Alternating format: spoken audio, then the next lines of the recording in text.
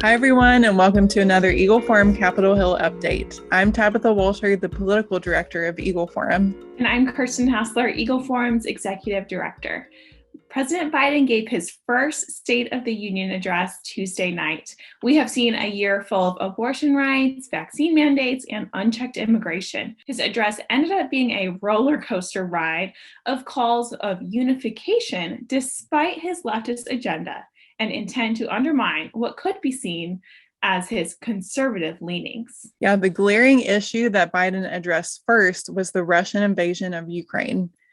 The message has been unifying across both parties. Democrats and Republicans alike have denounced the recent events and have cheered on the Ukrainian people's resilience. The United States has imposed sanctions on Russia and made moves to cut off their access to banks and certain technologies.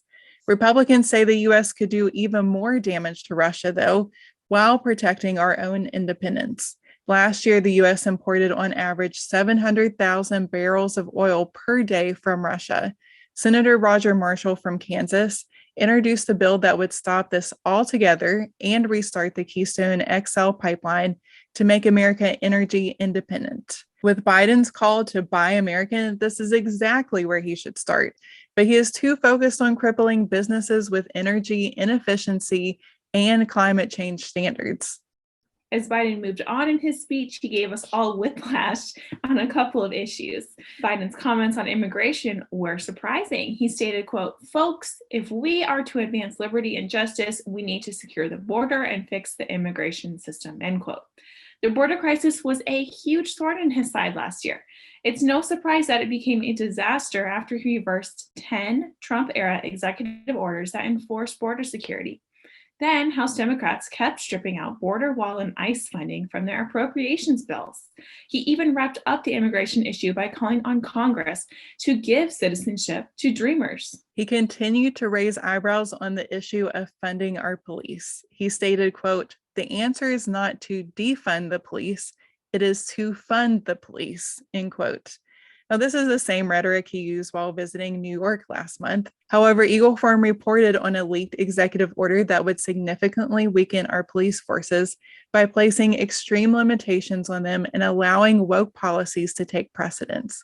After 73 intentional police killings last year alone, we can't afford to lose more men and women in law enforcement. Eventually, President Biden sprinkled in his liberal agenda items. He asked Congress to pass the voting bills that would guarantee Democrat wins for years to come. He also asked for the reauthorization of the Violence Against Women Act, what we call VAWA, a discriminatory bill that he sponsored almost 3 decades ago. VAWA has been rewritten to include sexual orientation and gender identity since its creation. However, Biden wouldn't mind that. He gave a shout out to the transgender youth in Texas and promoted the Equality Act, a bill that would push men into women's private spaces. It's no surprise that he brought up what the left calls, quote, women's rights. This week, Senate Leader Chuck Schumer from New York quickly voted on the House-passed Women's Health Protection Act. The 46-48 vote failed as expected, but it came without warning. The only reason could be that Biden needed that talking point for his speech. He could show that something was being done on abortion rights without actually putting the work into it or caring that it passes. He could pin the blame on Republicans, and he did just that. His comment was brief. However, he followed up with a tweet to keep abortion activists happy by saying, quote, "The constitutional right affirmed in Roe v. Wade, standing precedent for half a century, is under attack as never before. If we want to go forward, not backward, we must protect access to health care, preserve a woman's right to choose," end quote. This sentiment will play out with his nomination of Judge Ketanji Brown Jackson. His promise of nominating a Black woman to the Supreme Court came to fruition last week, and his actions are ironic since he blocked Judge Janice Rogers Brown from reaching the Supreme Court while he was a senator. Regardless, according to Judge Jackson's previous rulings and activism, we can expect her to be anti-religious, pro-abortion, and pro-LGBT. Even after all of this, There has been a silver lining. Biden was not able to pass the full agenda he wanted. There was no mention of his Build Back Better bill because it was an utter failure. Other failed items include the Paycheck Fairness Act, paid family leave, expanded background checks for gun purchases, and universal pre-K.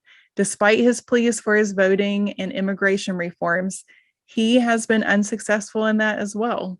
We can thank our Senate Republicans and a couple of Democrats for stalling the worst parts of the Biden agenda. Eagle Forum is very skeptical of Biden's attempts at unification and is working hard to stop the left-wing agenda that continues to plague Congress. We hope that Biden's agenda can be further thwarted by voting in Republican majorities in both the House and Senate this coming November. And to learn more about our PAC efforts, please visit our website at eagleforum.org. And while you are there, be sure to sign up for our emails and alerts. If you have any questions, please post them below. And as always, thank you for listening to Eagle Forum's Capitol Hill Update. From your house to the State House to the White House, this is Engage with Eagle Forum.